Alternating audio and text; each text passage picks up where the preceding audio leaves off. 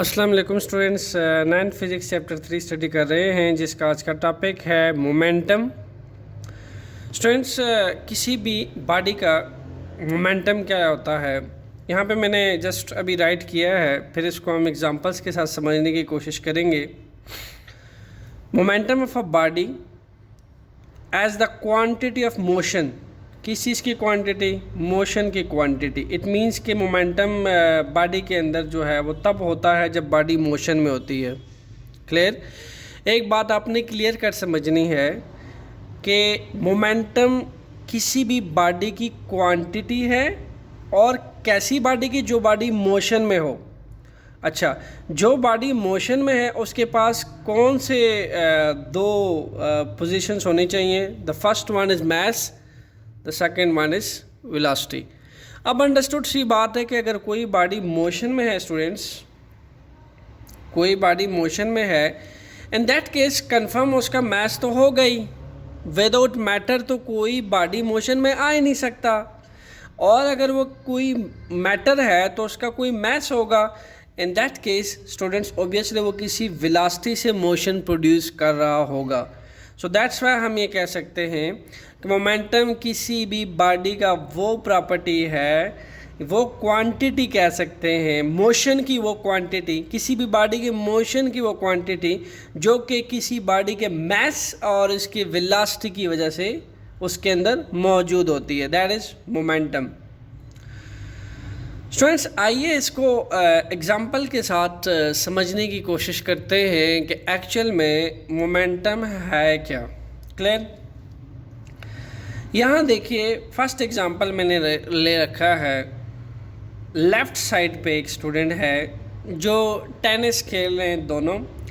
ये जो right side पे स्टूडेंट है, ये इस टेनिस बॉल को हाथ से प्ले करने की कोशिश कर रहा है, और ये जो लेफ़्ट साइड पे स्टूडेंट है, ये इस टेनिस बॉल को रैकेट से थ्रो करने की कोशिश करेगा। क्लियर? अब स्टूडेंट्स, ऐसा है कि जो स्टूडेंट राइट साइड पे हाथ से इस टेनिस बॉल को हिट करने की कोशिश करता है, थ्रो करने की कोशिश करता है, तो उस पर इतना ज़्यादा फोर्स लगा नहीं पाता, तो ये बॉल जो है वो कम वेलोसिटी के साथ मूव करता है। सिमिलरली यहाँ देखा जा सकता है, जो स्टूडेंट रैकेट के साथ इसको हिट करेगा, इन दैट केस ये बॉल ज़्यादा फास्टली मूव करेगा और ज़्यादा मोस्टली वेलोसिटी के साथ मूव करेगा। इससे हमें क्या, इसकी फ़िज़िक्स क्या है स्टूडेंट्स? इसकी फ़िज़िक्स ये है कि जो टेनिस बॉल हम हाथ से खेलने की कोशिश कर रहे हैं, तो हम उस पर कम फोर्स लगा पा रहे हैं। कम फोर्स लगा पा रहे हैं तो वो कम वेलोसिटी गेन करेगा हमारे मस्कुलर फोर्स से। मसल से आप फोर्स लगा रहे हैं ना, यूँ करके थ्रो कर रहे हैं हाथों से ऐसे, तो हाथों से आप कम फोर्स डिलीवर कर रहे हैं तो कम वेलोसिटी गेन कर रहा है। जो रैकेट्स हैं वो ज़्यादा फोर्स जो है वो लगा रही हैं, ज़्यादा फोर्स के साथ आप हिट कर रहे हैं रैकेट के थ्रू, तो वो ज़्यादा वेलोसिटी गेन करेगा। इसका मतलब ये हुआ कि जो फोर्स है वो वेलोसिटी पे डिपेंडेंट है। Force and velocity both are directly proportion to each other. जितनी आप किसी भी ऑब्जेक्ट के ऊपर फोर्स लगाते हैं, ठीक है स्टूडेंट्स, उतना ही उस ऑब्जेक्ट की वेलोसिटी बढ़ती है। मैं इसको इक्वेशन 1 का नाम दे देता हूँ, ठीक है। अगेन हम रिपीट करते हैं। टू स्टूडेंट्स रैकेट जो है वो खेल रहे हैं, और यहाँ से आप देख सकते हैं कि जो फर्स्ट स्टूडेंट से इस बॉल को हिट करता है हाथों से, हाथों का यूज़ कर रहा है, तो यहाँ पे वो कम फोर्स लगा पा रहा है। कम फोर्स लगा पा रहा है तो मीन्स के कम वेलोसिटी बॉल को मिल रही है, बॉल बहुत कम डिस्टेंस तक मूव कर रहा है। सेकेंड वन, यूज़ रैकेट्स, और रैकेट के थ्रू वो बॉल को ज़्यादा फोर्स के साथ हिट करता है तो उसको ज़्यादा वेलोसिटी मिलती है। क्लियर? तो मैं इस केस के लिए लिख सकता हूँ वेलोसिटी जो है वो ज़्यादा बॉल कवर कर रहा है क्योंकि उस पर ज़्यादा फोर्स लग रही है। क्लियर? केस, ये जो आपके पास केस है ऑन द राइट साइड, इस पे आप देख सकते हो कि वेलोसिटी कम है बिकॉज बाय हैंड इस पे कम फोर्स वो लगा पा रहा है, दैट्स वाई वेलोसिटी कम गेन करेगा। सो यहाँ से हमने कंक्लूड किया force is directly proportion to velocity. Clear? और सेकंड एग्जांपल आप ने अपने अक्सर करते होते हैं ड्यूरिंग प्लेइंग क्रिकेट या कोई भी गेम खेलते हैं, तो आप अगर ज़मीन के साथ बॉल को हिट करते हैं ऐसे, ठीक है, आपके हाथ में एक बॉल है और आप उसको हल्के से हिट कीजिए, ऐसा हल्का सा हिट कीजिए, यानी हल्की सी फोर्स लगाइए, तो बॉल बड़ी मुश्किल से बाउंस बैक हो गया आपके हाथ तक आएगा। सेकंड टाइम आप उसको ज़रा तेज़ी से हिट कीजिए बॉल को। सेकंड टाइम पे जब आप फास्टली हिट करते हैं तो मीन्स आपको ज़्यादा फोर्स लगाते हैं, and the second time ball आपके हाथ के पोजीशन से भी शायद ऊपर आ जाए बिकॉज उसकी वेलोसिटी बढ़ जाती है। मीन्स कि जैसे जैसे आप बाई हिटिंग फोर्स बढ़ाते चले जाते हैं बॉल की वेलोसिटी बढ़ती चली जाती है। अर्थ से जब वो बाउंस बैक होता है तो वो हाई वेलोसिटी के साथ बाउंस बैक होता है because force is directly proportion to velocity. Students आइए देखते हैं कि फोर्स कौन सी और एक सेकंड टर्म है जिस पे डिपेंड करती है। सो हमारे पास है एक टोकरी, ऑन द राइट साइड हमारे पास है एक एलिफेंट। अब यहाँ पे भी लेफ्ट साइड पे दो स्टूडेंट इसको पुश करने की कोशिश कर रहे हैं। वो स्टूडेंट्स जिसको जो एलिफेंट को पुश करने की कोशिश कर रहा है, he feel very much difficulty to push this elephant, but जो स्टूडेंट इसको टोकरी की हेल्प से पुश करने की कोशिश कर रहा है, सॉरी स्मॉल फोर्स के साथ इसको पुश करने की कोशिश कर रहा है, एंड दैट केस ये इजीली इसको पुश कर रहा है और इसको कोई दिक्कत पेश नहीं आ रही। क्लियर? तो हम ये कह सकते हैं स्टूडेंट्स इस एलिफेंट का मास जो है दैट इज़ मच बिगर। अब इसका मास चूंकि बिगर है then it means it will need much bigger force. Clear? Similarly इस टोकरी का मास is much smaller as compared to elephant. That's why this टोकरी need much smaller force as compared to the force which need to displace this elephant. clear हो गया या नहीं? वो force जो इस एलिफेंट को अपनी जगह से डिस्प्लेस करने के लिए मुझे दरकार है वह इस फोर्स की निस्बत मुझे बहुत कम फोर्स लगानी पड़ेगी इस टोकरी को अपनी जगह से डिस्प्लेस करने के लिए। ऐसा क्यों है? क्योंकि इस टोकरी का जो मास है दैट इज़ मच लोअर और इस एलिफेंट का जो मास है that is much bigger. So bigger mass of element means you need bigger force to displace this elephant from its position. Smaller mass of that टोकरी means you need smaller mass that you can easily displace that टोकरी from its position by applying a small force.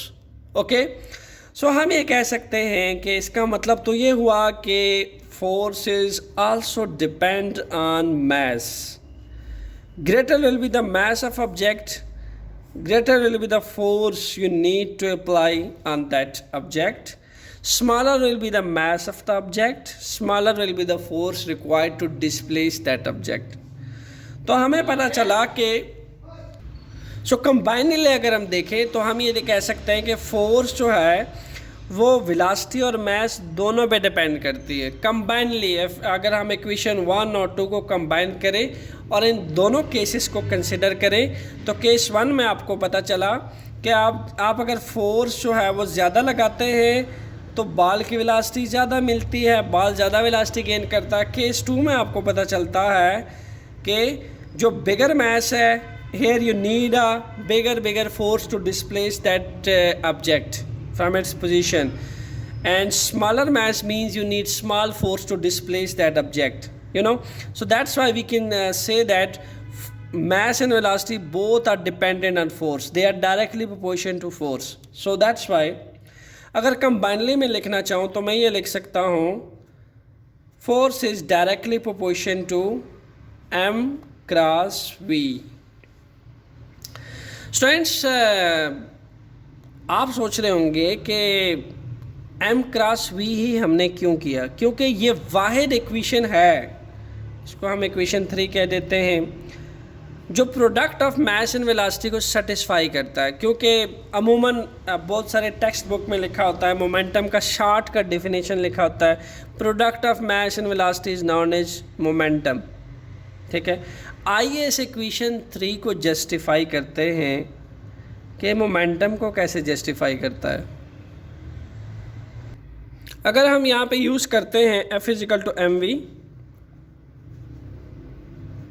Product of mass and velocity को use करते हैं, इन that case हम ये कह सकते हैं कि अगर हम वेलोसिटी, किसी भी बॉडी की वेलोसिटी ज़ीरो होती है, इन दैट केस ऑब्वियसली उसका मास भी ज़ीरो हो जाएगा और फोर्स भी क्या हो जाएगी, ज़ीरो हो जाएगी।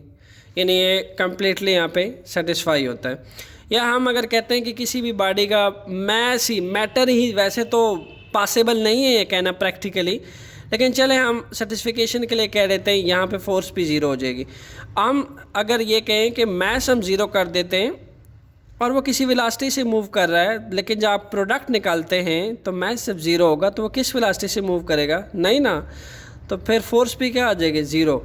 तो ये जो इक्वेशन 3 है ये कम्प्लीटली सेटिस्फाई हो रही है प्रोडक्ट से। लेकिन अगर आप देखना चाहोगे कि क्या यही इक्वेशन 3 सम से, डिवीजन से सेटिस्फाई होती है या सब्ट्रैक्शन से, it will not satisfy.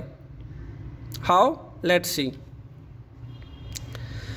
Students, ये बताने से पहले आपको मैं ये बता दूं कि जो F is equal to M V का रिलेशन है, ये जो आपके पास कंबाइनली रिलेशन आया था, यही तो है आपके पास मोमेंटम। बट मोमेंटम को आप एक सिंबल से रिप्रेजेंट करते हैं and that symbol is P।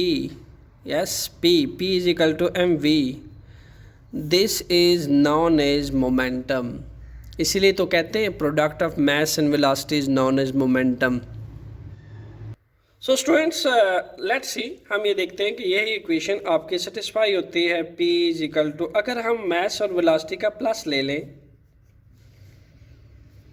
तो क्या ख्याल है, अगर किसी भी वेलोसिटी का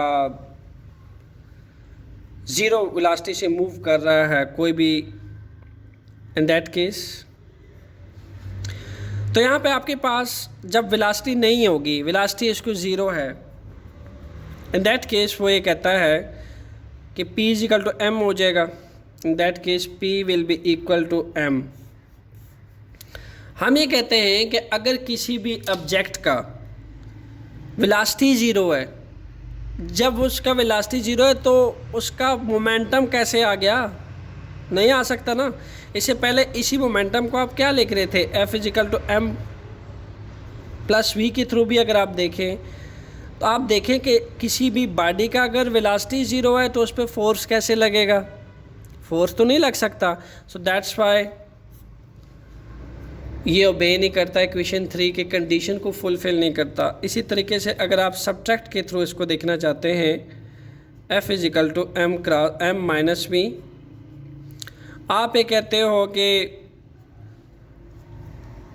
मास जो है इन दैट केस ज़ीरो है, किसी भी मैटर को आप ज़ीरो कर देते हैं, ये इक्वेशन माइनस कर देने से पता चलता है कि उसके अंदर फिर भी ज़ीरो यहाँ पे वेलोसिटी मौजूद होगी।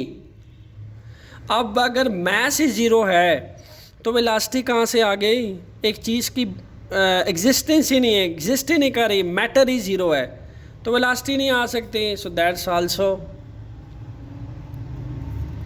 सेकेंड थिंग, डिवीज़न हम क्यों नहीं यूज़ कर सकते। इन केस ऑफ डिवीज़न हम इनडेफिनेट में चले जाते हैं। अगर हम ये चीज़ यूज़ करते हैं, इन दैट केस हमारी जो इक्वेशन है स्टूडेंट्स वो अनडिफाइन हो जाती है मैथमेटिकल टर्म्स में। मींस कि अगर मैं वन मैस रखता हूँ और किसी भी ऑब्जेक्ट का वेलोसिटी ज़ीरो करता हूँ, इन दैट केस हम अनडिफाइन हो जाते हैं। इस इक्वेशंस की कोई फिजिकल मीनिंग नहीं रखती। सो दैट्स वाई डिवीज़न तो ऑलरेडी क्रॉस है। क्लियर। तो हम डिवीज़न, सब्ट्रैक्शन और आप कह सकते हैं एडिशन, ये तीनों के तीनों इक्वेशन 3 को स्टूडेंट सेटिस्फाई नहीं करता। इक्वेशन 3 को सिर्फ एक ही चीज़ सेटिस्फाई करती है, that is F is equal to M v और product of mass and velocity. बाद में इसी product of mass and velocity को हम मोमेंटम के लिए P सिंबल से रिप्रेजेंट करते हैं, that is P is equal to M v, जो कि ये कहता है कि P P is directly proportion to, यानी momentum is directly proportion to velocity. किसी भी बॉडी का अगर मोमेंटम ज़्यादा होगा तो मीन्स कि उसकी वेलोसिटी ज़्यादा होगी। किसी भी बॉडी की अगर वेलोसिटी कम होगी इट मीन्स कि उसका मोमेंटम भी कम होगा। सेकेंड थिंग, उन तमाम ऑब्जेक्ट्स का मोमेंटम ज़्यादा होता है जिन ऑब्जेक्ट्स जो मैसिव ऑब्जेक्ट्स होती हैं। Bigger the mass bigger will be the momentum. Clear? Similarly smaller the velocity and smaller will be the momentum. Smaller the mass, smaller will be the momentum. And combinedly we can write these two. P is directly proportional to mv. So ये तो हुआ students momentum mathematical terms में। P is equal to mv. Clear? आइए अब कुछ मज़ीद examples करते हैं मोमेंटम के लिए। सो यहाँ पे आपके पास केस 3 है, दैट इज़ केस 3।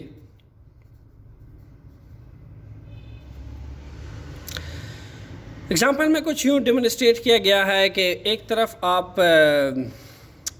बुलेट के थ्रू फायर कर रहे हैं और दूसरी तरफ आप बाय हैंड फायर कर रहे हैं। क्लियर कर देखा जा सकता है। आप सोच रहे होंगे कि सर हैंड के through fire but for example it's a momentum. देखिए एग्जांपल को कंसीडर कीजिए। जब आप बुलेट के थ्रू फायरिंग करते हैं इन दैट केस बुलेट उस पे मैक्सिमम फोर्स लगाता है। Maximum force means maximum velocity gain होती है। इन दैट केस अगर मैं इसकी बात करूं, ये मैक्सिमम फोर्स लग रही है, सो बुलेट के थ्रू मैक्सिमम एक डेंजरस हद तक इसका इम्पैक्ट ज़्यादा होता है बिकॉज इसका वेलोसिटी ज़्यादा होता है। बुलेट इस पर मैक्सिमम फोर्स लगाता है। इन दैट केस जब आप इसको हाथों से यूँ करेंगे यूँ, तो मेरा ख्याल है ये थोड़े से डिस्टेंस तक ही डिस्प्लेस होगा। वेरी मिनिमम डिस्टेंस तक आप इसको डिस्प्लेस कर सकते हैं bye your hand because in that case less force आप लगा पाएंगे, less force and what will happen, less velocity it will gain, greater force greater velocity it will gain. Clear? इसे प्रीवियस केस में आपने देखा कि एलिफेंट को जब आप पुश करने की कोशिश करते हैं तो उसका मैस जो है लार्ज होता है। मैस लार्ज होता है इन दैट केस आपको एक लार्जर फोर्स चाहिए होती है, इसलिए आपको उसको पुश करने में दिक्कत पेश आता है। ठीक है, this is a case of elephant. मैं इसको कैपिटल ई कह देता हूँ। बट व्हाट अबाउट टोकरी? टोकरी के केस में क्या होता है कि आपको कम फोर्स दरकार हो रही थी। क्यों दरकार थी? क्योंकि टोकरी का मैस बहुत कम था। ठीक है, तो कंबाइनली यहाँ पे आप कह सकते हो कि force is directly proportion to mv, यानी हम कह सकते हैं p is directly proportion to mv। Combinedly p is the momentum here. Clear?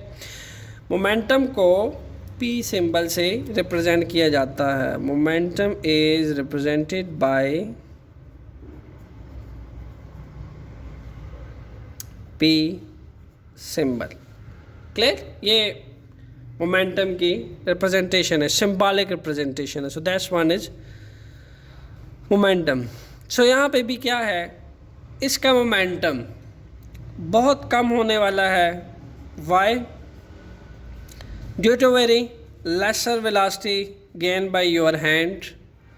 और इसका मोमेंटम का इम्पैक्ट बहुत ज़्यादा होने वाला है due to bigger velocity, higher velocity gain by this bullet. Clear?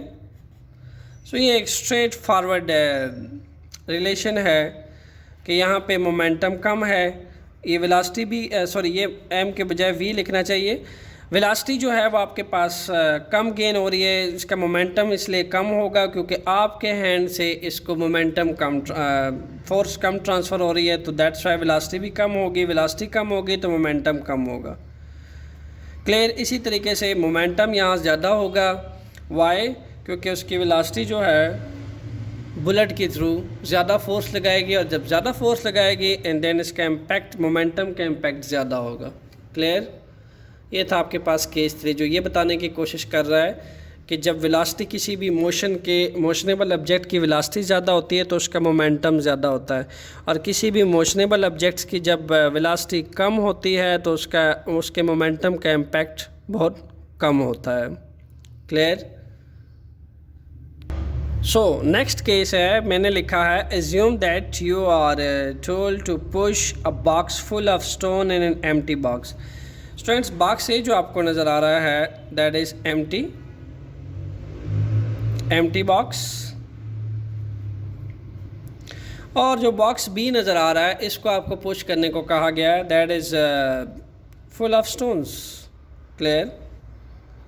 That's one is box B, that's one is empty and this one is box full of stone. So in that case what will happen? Student, देखा जा सकता है कि चूंकि empty box का जो mess है that will B small, छोटा है, और जो आपके पास बॉक्स फुल ऑफ स्टोन है यानी कि बॉक्स बी, इसका मैस जो है that will be a bigger mass. तो आप यहाँ पे कह सकते हो बिगर मैस। सो क्या ख्याल है स्टूडेंट्स, ये जो स्मॉलर बैग्स है और दूसरा एम्प्टी भी है, क्या ख्याल है दोनों में से किस पे फोर्स ज़्यादा लगेगी, बॉक्स से या box B?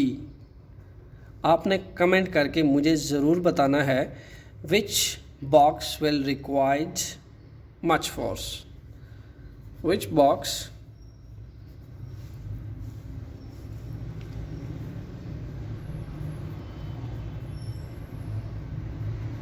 will require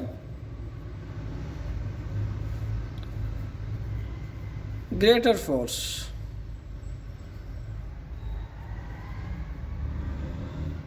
and why, बताइएगा कि क्यों, अगर कोई किसी बॉक्स पे कौन से बॉक्स पे ग्रेटर फोर्स लगेगी, और अगर लगेगी तो क्यों लगेगी, उसका रीज़न भी साथ कमेंट में बताइएगा।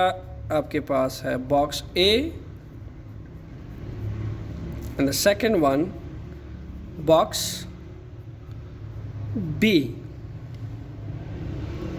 ओके, आइए बढ़ते हैं नेक्स्ट एग्जांपल की तरफ। सो स्टूडेंट्स, यहाँ पे आपको नज़र आ रहा है एक ट्रक, और सेकंड साइड पे आप देख सकते हैं एक स्मॉल सी कार नज़र आ रही है आपको, और एक तरफ ट्रक नज़र आ रहा है। चूँकि हम अगर अपने रिलेशंस के रो से देखें तो क्लियर कट देखा जा सकता है momentum is P is equal to mv, momentum is directly proportional to m, momentum is also directly proportional to v। Clear? ये कुछ रिलेशंस है जो हमने पीछे पढ़ लिए हैं। चूँकि यहाँ पे आपको नज़र आ रहा है एक ट्रक, अब इस ट्रक का मैस बहुत लार्ज है, very very large mass, and that way इसका मोमेंटम भी बहुत लार्ज होगा। इस कार का जो मैस है वो उसका बहुत स्मॉल है इस कंपेयर टू ट्रक। ठीक है, कार का मैस स्मॉल है, और अगर कार का मैस स्मॉल है इन दैट केस इसका मोमेंटम भी बहुत स्मॉलर होगा।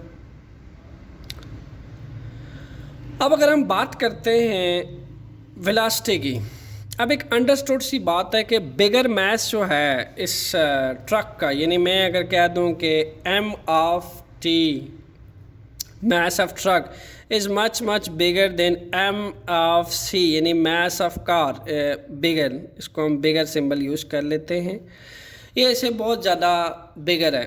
what will happen? obviously इस कार के पास हाई मोमेंटम होगा, लार्ज मोमेंटम होगा due to its bigger mass, और इसके मोमेंटम के इम्पैक्ट का बहुत लार्ज इम्पैक्ट होगा। यही वजह है कि अगर मैं इस ट्रक को इस कार के साथ कोलाइड करवाऊँ, वैसे कोलिजन्स ट्रक की कार के साथ बिल्कुल भी अच्छी नहीं होगी, क्योंकि कार का तो होने वाला है कंप्लीट कबाड़ा। वाई? क्योंकि आप देख सकते हैं कि मैस ऑफ ट्रक कई गुना ज़्यादा है मैस ऑफ कार से। जब ये इसको हिट करेगा So it will be convert this car into small pieces. Why? Due to high impact of momentum, due to large impact of momentum, due to larger mass.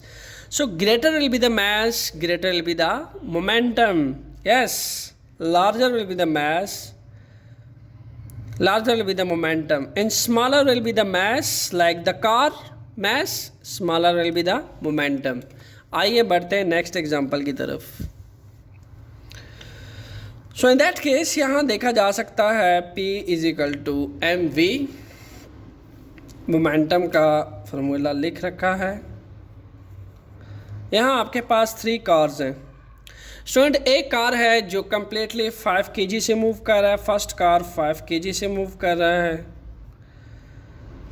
10 metre per second से move कर रहा है, 5 kg mess है उसका. Second car जो है वो 15 kg mess है उसका और 10 मीटर पर सेकेंड से मूव कर रहा है. थर्ड कार का मैस जो है दैट इज़ 35 kg और वो मूव कर रहा है 10 मीटर पर सेकेंड के साथ. सो देखा जा सकता है कि जो फर्स्ट कार है उसका मैस बहुत छोटा है. ड्यू टू स्मॉलर मैस उसका मोमेंटम भी क्या होगा, that will be also smaller, because P and M are directly proportion. Greater the mass, greater will be the momentum.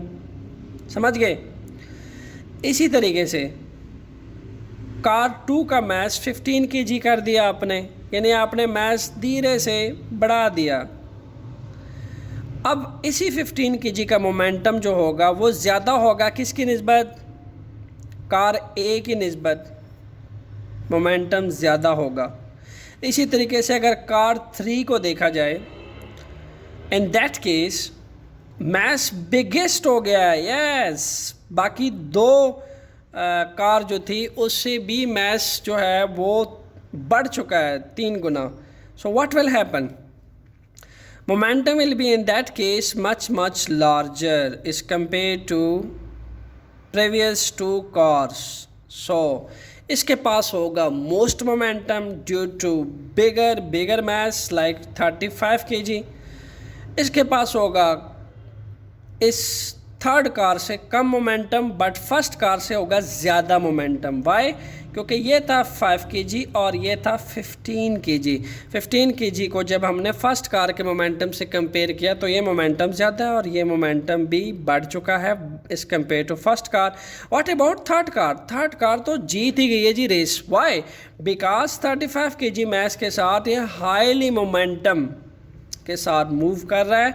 इसका इम्पैक्ट ऑफ मोमेंटम बहुत ज़्यादा है, इसीलिए अगर 35 kg हिट करता है 5 kg मैस के कार को जो कि 10 मीटर पर सेकेंड वेलोसिटी से मूव कर रहा है, भाई उसको तो डिट्रैक्ट करने वाला है वो रोड से. बिकॉज थर्ड केस में ये मोमेंटम है large, very large, and that one is low large, और ये तो जी बहुत ही कम मोमेंटम है. क्लियर. आइए बढ़ते हैं अपने नेक्स्ट केस की तरफ. सो स्टूडेंट्स, एक कार है उसका हमसे मोमेंटम फाइंड करने को कहा गया. What is momentum of 1000 kg car travelling with a velocity of 15 meter per second. आइए इसका मोमेंटम कैलकुलेट करते हैं. ये कार है, इसका मोमेंटम हमें बताना है. इस मैस ऑफ कार क्या है students, mass of car that is about 1000 kg. So what about the velocity of car, जिसके साथ मूव कर रहा है, velocity of car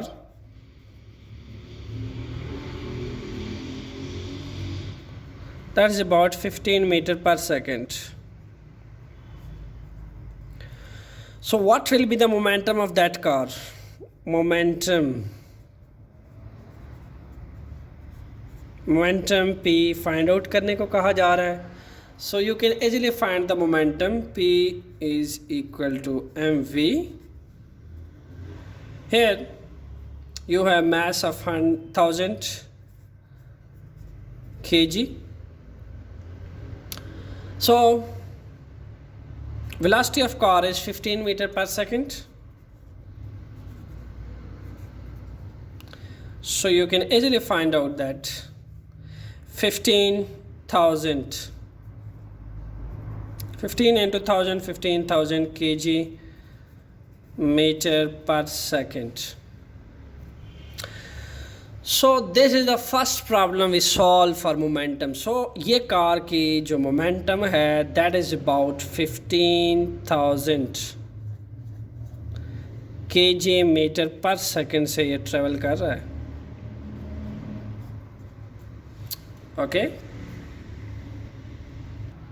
so students, यहाँ पे एक फिगर में एक ट्रक मैंने ले रखा है जिसका वेलोसिटी है v, जो कि बिग ट्रक है. This one a big truck, this one is a big truck, and on the other hand we have a little truck. This one is little truck.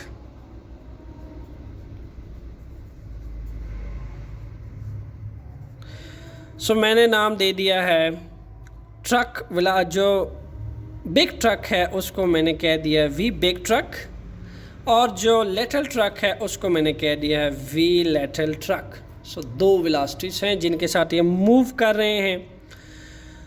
और इसके साथ साथ मैंने जो बिगर ट्रक है उसको मैस को मैंने बिगर सिंबल से रिप्रेजेंट कर दिया, उसको ज़रा मैंने बिगर बना दिया because this one is bigger truck. और वो ट्रक जो स्मॉलर है उसको मैंने कह दिया है स्मॉलर मैस. स्मॉल को ज़रा छोटा करके लिख दिया मैंने, ये बताने के लिए कि इसका मैस छोटा है. So how can it take more force for a smaller truck? Does that make sense? Yes, आपने बताना स्टूडेंट्स इन दोनों ट्रक में से मोमेंटम किसका ज़्यादा होगा. Either it's a bigger truck और smaller truck. कमेंट करके ज़रूर बताइएगा कि दोनों में से किसके मोमेंटम का इम्पैक्ट ज़्यादा होगा. Clear? Mass of bigger truck is much more than mass of smaller truck. Keep in mind. Friends, यहाँ पे आपके पास एक नेक्स्ट क्वेश्चन है जिसमें वो कहता है find out the momentum of object of mass 400 gram moving with the speed of 20 meter per second. So again हमें mass given है और इसके साथ साथ हमें उस ऑब्जेक्ट की स्पीड गिवन है, यानी वो 20 मीटर का फासला एक सेकंड में तय कर रहा है और उसका मास है 400 ग्राम. आइए डाटा नोट करते हैं और मोमेंटम फाइंड आउट करने की कोशिश करते हैं. What will be the momentum of that object. So we have mass of object, mass of object,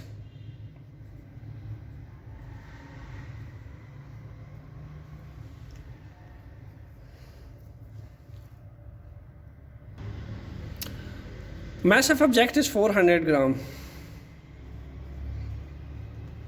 सो याद कीजिए बेस यूनिट्स को. जब आपने बेस यूनिट्स पढ़ा था तो मैस का सिस्टम इंटरनेशनल यूनिट क्या है, कीजिए याद. Good. K G, kilogram. Kilogram is a system international unit of mess.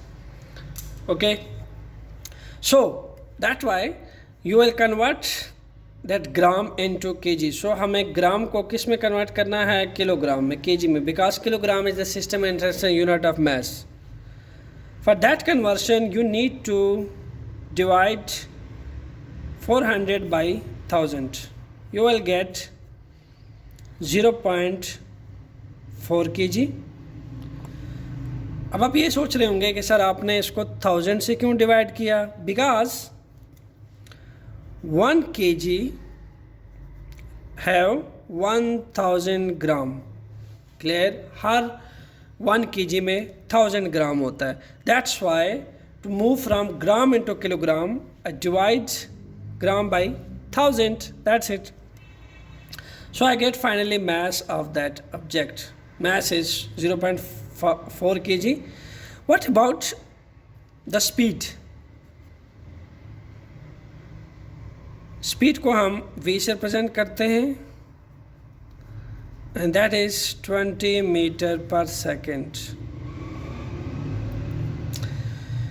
Clear? Now what we will do, students, very simple. We have momentum P is equal to mv, mass into velocity. We have a mass 0.4 kg. We have velocity that is about 20 meter per second. What will be the answer? Yes, if you use a calculator, then calculate it. The answer will 8 kg meter per second. What is kg meter per second? Students, keep in mind, अगर आप momentum का formula पे गौर करें, P is equal to M V, in that case आपके पास mess का जो यूनिट है दैट इज किलोग्राम, वेलोसिटी का जो यूनिट है that is meter per second, और कंबाइनली अगर आप यूनिट का भी प्रोडक्ट लें, what you will get, kilogram meter per second. This is the unit of momentum. That's why at the end of every answer you get this unit, kilogram meter per second. आइए students second problem की तरफ बढ़ते हैं. In object momentum is 80 kilogram meter per second and its mass is 1600 gram.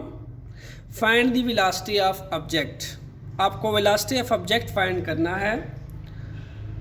Momentum आपको इस दफ़ा given है and mass भी गिवन है. In that case you will get the,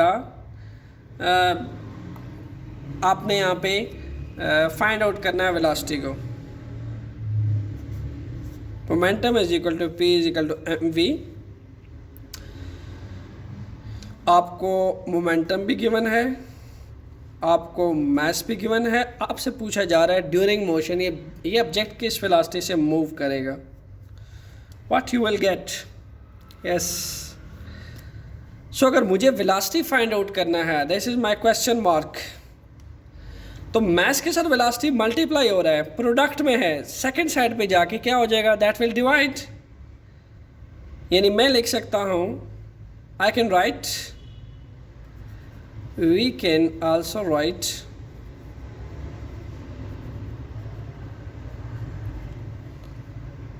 V equal to P by M. Yes, and what will be the velocity in that case? So simple, but first you need to convert that mass, that is 1600 gram. So आइए इसको convert करते हैं. Don't put the value. First of all, convert this gram into kg because mass को हम system entrance unit के तहत convert करते हैं kg में. So 1600 gram and kg, that will be equal to 1600 by 1000 because 1 kg equal to 1000. This will cancel and hopefully you will get, I think, 1.6 gram kg 1.6 kg. yes. So momentum already आपको given है, that is about 80 kg meter per second. mass आपके पास आ चुका है, that is about 1.6 kg. आपने मुझे comment में answer करके बताना है कि जब आपने कैलकुलेटर में ये आंसर लगाया तो आपके पास वेलोसिटी क्या आई. और बहुत अच्छा सा स्टेप देखिए कि यहाँ पे किलोग्राम है और यहाँ डिनोमिनेटर में भी किलोग्राम है. सो नोमिनेटर और डिनोमिनेटर दोनों में किलोग्राम है, that will cancel with each other और हमारे पास सिर्फ क्या रह जाएगा, that is metre per second. और मीटर पर सेकेंड ही तो वेलोसिटी का यूनिट है. तो ऐसे आपकी यूनिट की कैंसलेशंस आनी चाहिए. क्लियर. वेलोसिटी की यूनिट मीटर पर सेकेंड है, so I cancel kg with kg, only meter per second left behind. आपने मुझे कमेंट करके बताना है कि आपने जब कैलकुलेटर में ये आंसर लगाया तो आपके पास उस सब्जेक्ट की वेलोसिटी क्या निकली. सो स्टूडेंट्स, ये था आपके पास मोमेंटम जिसको हमने डिटेल से स्टडी किया. और एक चीज़ और, एट द लास्ट आप सोच रहे होंगे सर ने ये नहीं बताया कि मोमेंटम स्केलर है या वेक्टर। अगर आपको याद हो तो मैं स्टार्ट से जो रिलेशन लेके आ रहा था, उस रिलेशन के अकॉर्डिंग हम क्या देखते हैं कि F is directly proportion to mv, यानी जितना फोर्स ज़्यादा होता है उतना वेलोसिटी ज़्यादा होता है, जितना मास किसी ऑब्जेक्ट का बिगर होता है उतना उसको बिगर फोर्स रिक्वायर्ड होती है, पुश करने के लिए हमें बिगर फोर्स चाहिए होती है। सो स्टूडेंट्स, अगर कंबाइनली हम फोर्स को ऐसे रिलेट कर सकते हैं, बाद में हमने इस F को P से रिप्लेस किया और हमने कहा यही तो है वो momentum, P is directly proportion to mv, यानी मैं राइट कर सकता हूँ P is equal to mv। तो फोर्स अगर एक वेक्टर क्वांटिटी है स्टूडेंट्स, तो इट्स कंफर्म कि मोमेंटम भी एक वेक्टर क्वांटिटी है, because it cannot justify by magnitude only, it also need a directions to completely specified. Clear? So that's why momentum is a vector quantity.